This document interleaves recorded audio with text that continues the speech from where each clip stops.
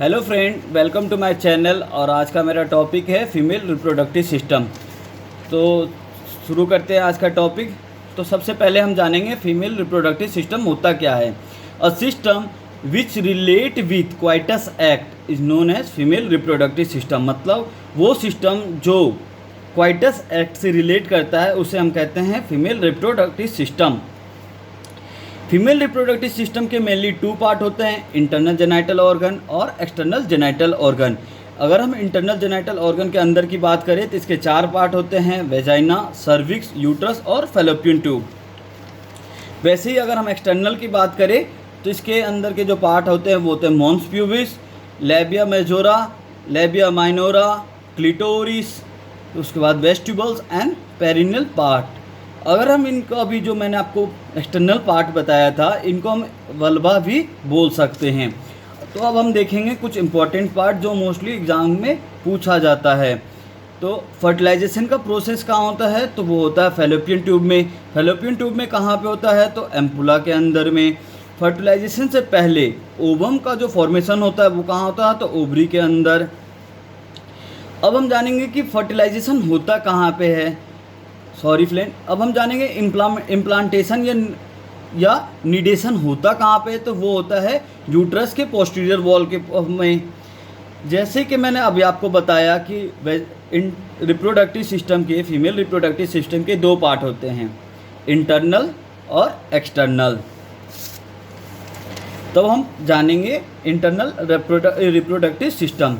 इसमें हम पढ़ेंगे अब वेजाइना के बारे में। अभी जैसे मैंने आपको पहले बताया फ्रेंड कि फीमेल रिप्रोडक्टिव सिस्टम होता क्या है, इसके कितने पार्ट होते हैं, एम्पुला में क्या फर्टिलाइजेशन कहाँ होता है, उसके बाद इम्प्लांटेशन कहाँ होता है, ओवम कहाँ फॉर्मेशन होता है। तो अब हम पढ़ेंगे वेजाइना के बारे में। तो सबसे पहले हम जानेंगे वेजाइना होता क्या है। तो it is a fibromuscular sheath. मतलब वेजाइना जो होता है वो होता है फाइब्रोमस्कुलर सीथ। इसका फॉर्मेशन कैसे होता है, तो इसका फॉर्मेशन स्ट्रैटिफाइड स्क्वेमस एपिथेलियम के द्वारा होता है। वेजाइना जो होता है कम्युनिकेशन चैनल है किसके बीच में, तो सर्विक्स और वल्वा के बीच में। सर्विक्स क्या होता है, तो सर्विक्स जो है जो यूट्रस का पार्ट है और वल्वा जो है वो एक्सटर्नल जेनाइटल ऑर्गन होता है। अब हम अगर वेजाइना के लेंथ के बारे में बात करेंगे तो उसका जो लेंथ होता है वो डिफरेंट होता है एंट्रली और पोस्टरली। अगर एंट्रली की बात करें तो वो होता है 7 सेंटीमीटर और अगर पोस्टरली की बात करें तो वो होता है 9 सेंटीमीटर। वेजाइना जो होता है वो हॉरिजॉन्टल पे 45 डिग्री एंगल बनाता है। अब हम अगर वेजाइना का पीएच वैल्यू की बात करें तो वो होता है एसिडिक, मतलब 3.8 टू 4.5। ये होता है उन महिलाओं का जो रिप्रोडक्टिव एज में होते हैं। अब जैसे कि मैंने आपको पहले भी बताया था रिप्रोडक्टिव एज कितना होता है, तो 15 टू 45 जो एज होता है वो होता है रिप्रोडक्टिव एज। इसमें महिलाओं का पीएच वैल्यू कितना होता है, तो 3.8 टू 4.5, मतलब एसिडिक नेचर।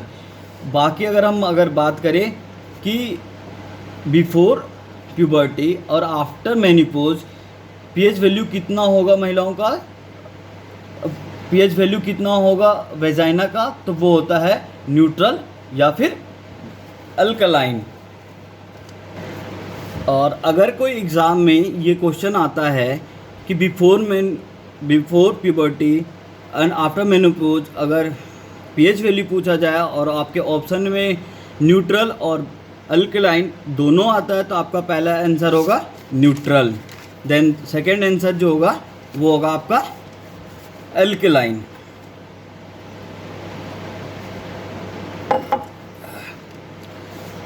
तो अभी तक हमने बात किया फ्रेंड कि वेजाइना क्या होता है। तो वेजाइना जो होता है वो होता है फाइब्रोमस्कुलर सीट। इसका फॉर्मेशन कैसे होता है, तो इसका फॉर्मेशन स्ट्रैटिफाइड स्क्वेमस एपिथेलियम के द्वारा होता है।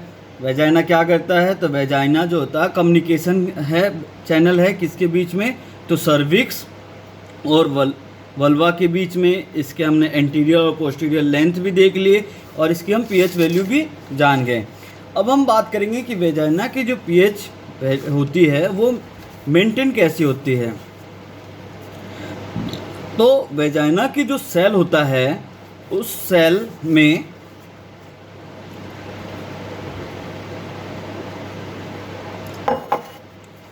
ग्लाइकोजन स्टोर होता है। तो उस ग्लाइकोजन का एक नॉर्मल फ्लोरा होता है, लैक्टोबैसिलस स्पीसीज का एक बैक्टीरिया होता है जिसका नाम होता है ड्यूडलिन बेसिलाई।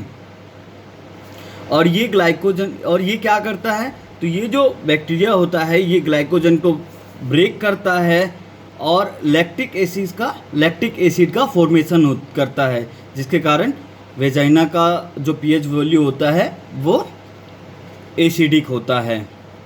एक बार हम फिर से जानेंगे फ्रेंड कि वेजाइना का जो पीएच वैल्यू जो होता है वो मेंटेन कैसे होता है। तो वेजाइना सेल के अंदर जो ग्लाइकोजन प्रेजेंट होता है जो कि एक नॉर्मल फ्लोरा होता है लैक्टोबैसिलाई का, वहाँ पे एक बैक्टीरिया का फॉर्मेशन होता है जिसका नाम होता है ड्यूडलिन बेसिलाई, जो ग्लाइकोजन को ब्रेक करता है और एसिडिक फॉर्मेशन करता है, जिसके कारण पीएच वैल्यू जो होता है वेजाइना का वो एसिडिक रहता है।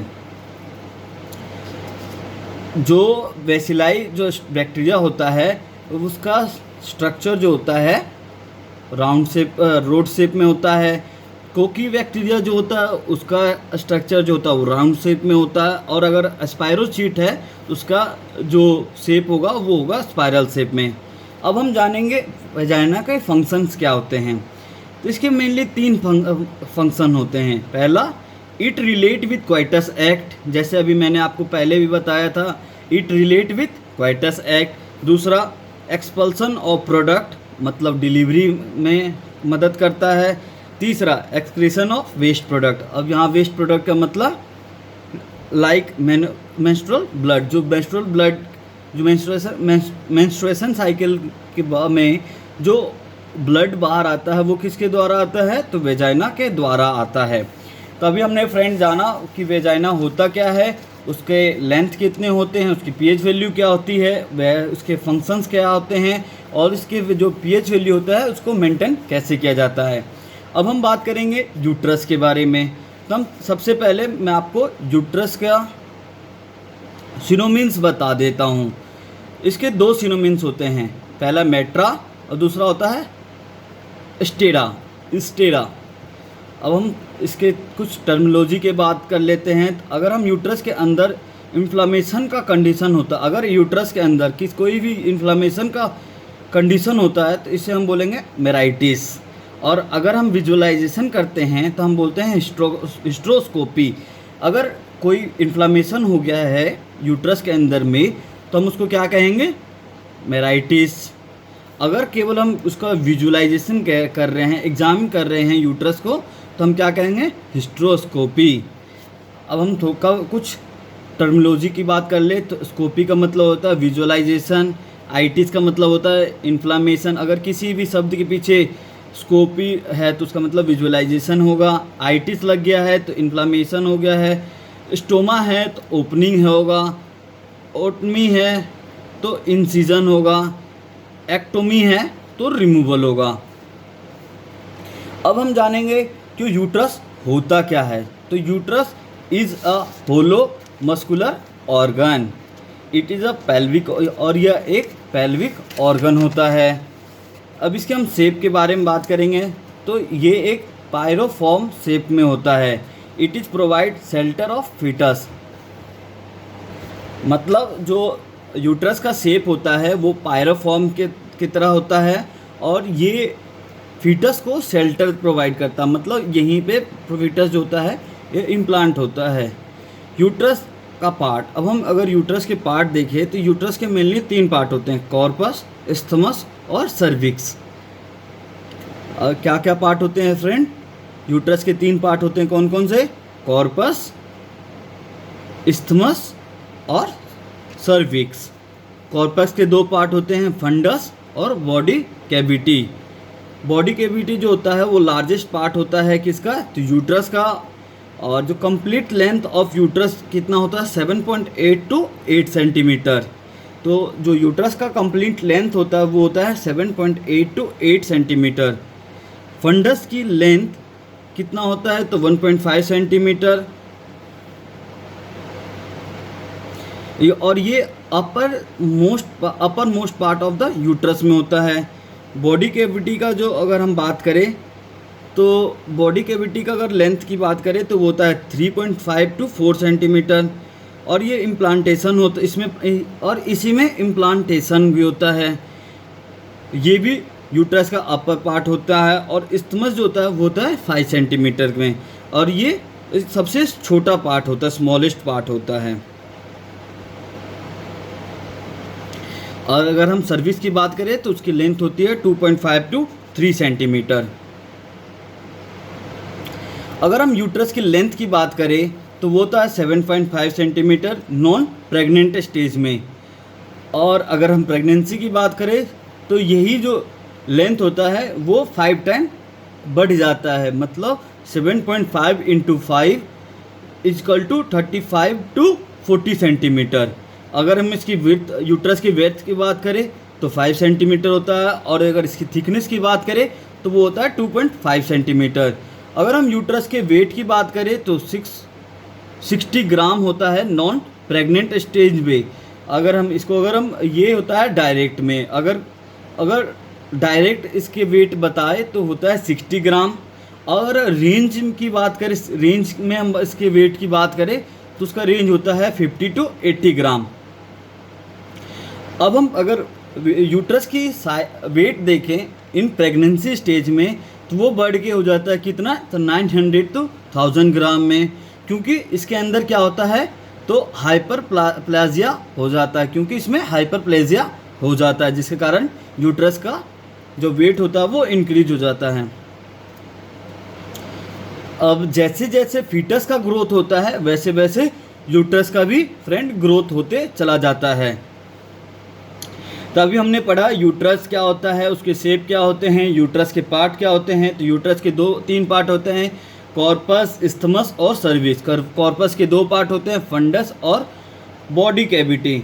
बॉडी कैविटी का जो होता है वो लार्जेस्ट पार्ट होता है यूट्रस का, और जो इस्थमस होता है वो सबसे छोटा पार्ट होता है। इसका अगर लेंथ की बात किया जाए तो इसकी लेंथ होती है 7.5 सेंटीमीटर की होती है, और ये नॉन प्रेग्नेंट स्टेज में होता है। और प्रेगनेंसी स्टेज की बात करें तो यही जो लेंथ होता है ये 5 टाइम इंक्रीज हो जाता है, मतलब 35 टू 40 सेंटीमीटर के लगभग पहुंच जाता है। अगर इसके विड्थ की बात करें तो वो 5 सेंटीमीटर होता है, और अगर इसके थिकनेस की बात करें फ्रेंड तो ये होता है 2.5 सेंटीमीटर। अगर हम बात करें इसकी वेट का तो in non pregnant stage the weight of uterus is 60 gram, and in the pregnancy stage the weight of the uterus increase and reaches to 900 to 1000 ग्राम। जैसे जैसे फीटस का ग्रोथ होता है यूट्रस का भी ग्रोथ होते चला जाता है। अब हम देखेंगे position of uterus. Mainly uterus के 2 पोजीशन होते हैं,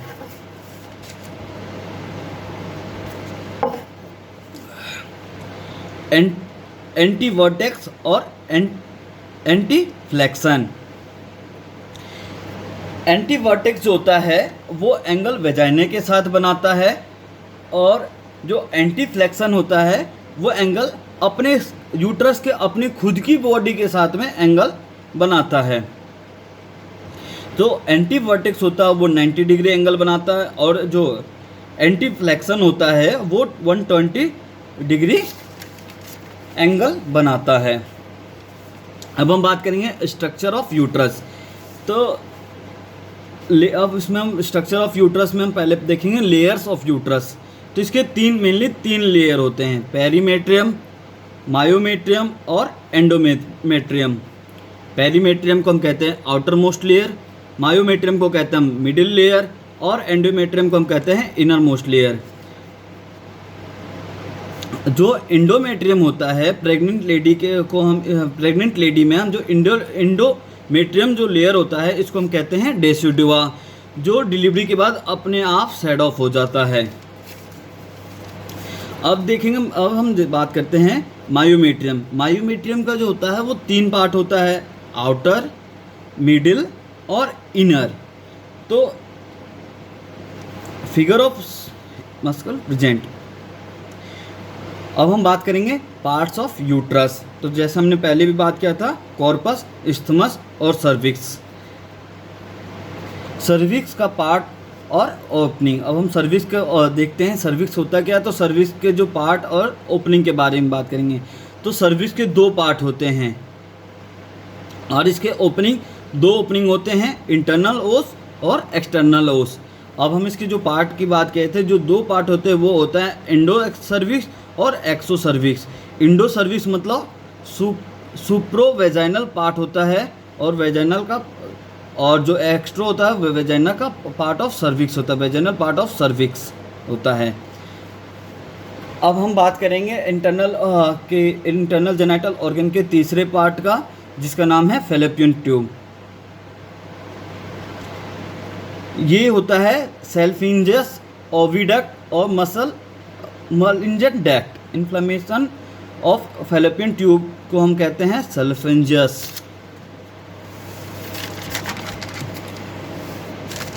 इसकी लेंथ होती है 1.25 सेंटीमीटर और इसकी डायमीटर होती है, फैलोपियन ट्यूब की लेंथ होती है 10 सेंटीमीटर और 4 इसके और या फिर 4 इंच।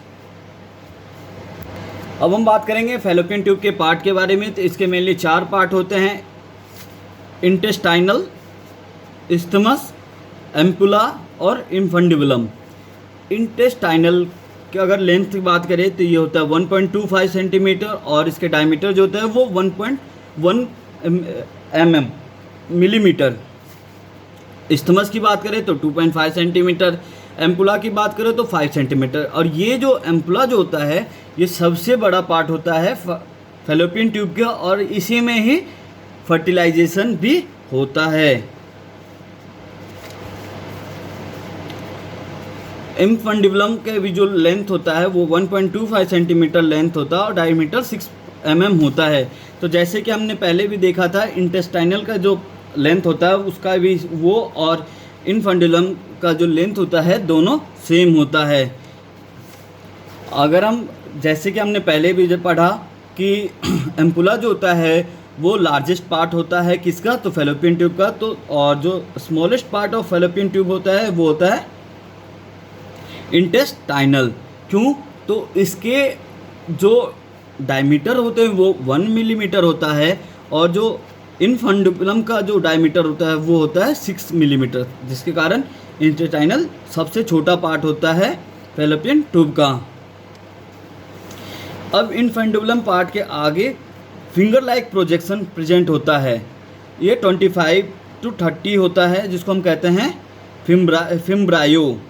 इसमें एक लार्ज फिम्ब्रायो होता है जिसे ओवरियन फिम्ब्राई कहते हैं और ये ओवरी से एम्पुला तक ओवम का ट्रांसपोर्टेशन करता है। अब हम पढ़ेंगे फ्रेंड ओवरी के बारे में। तो ovary is a female gonads. Primary function of ovary is release of ovum. तो ओवरी का जो प्राइमरी फंक्शन होता है वो क्या होता है, ओवम को रिलीज करना। सेकेंडरी फंक्शन ऑफ इसके दूसरे सेकेंडरी फंक्शन क्या होता है, तो हार्मोन को रिलीज करना। अब इसमें जो हार्मोन रिलीज होता है वो कौन सा होता है, एस्ट्रोजन और प्रोजेस्टेरोन, जिसका काम क्या है, जिसका काम हमने जो पहले भी बता रखा था कि ये हेल्प करता है सेकंड सेक्सुअल में। अगर हम इसके मेजरमेंट की बात करें, अगर हम ओवरी की मेजरमेंट की बात करें तो इसकी लेंथ जो होती है वो 3 सेंटीमीटर होती है, विड्थ जो होती है वो 2 सेंटीमीटर होती है और थिकनेस जो होता है वो 1 सेंटीमीटर होता है। और अगर हम वेट की बात करें तो इसका वेट 0.14 to 0.3 आउंस होता है। अगर हम इसको ग्राम में बात करें तो इसका वेट होता है 2 to 3 ग्राम। तो अभी हमने फ्रेंड पढ़ा इंटरनल जेनाइटल ऑर्गन। इसके अंदर हमने देखा वेजाइना, ओवरी, फैलोपियन ट्यूब और यूट्रस के बारे में।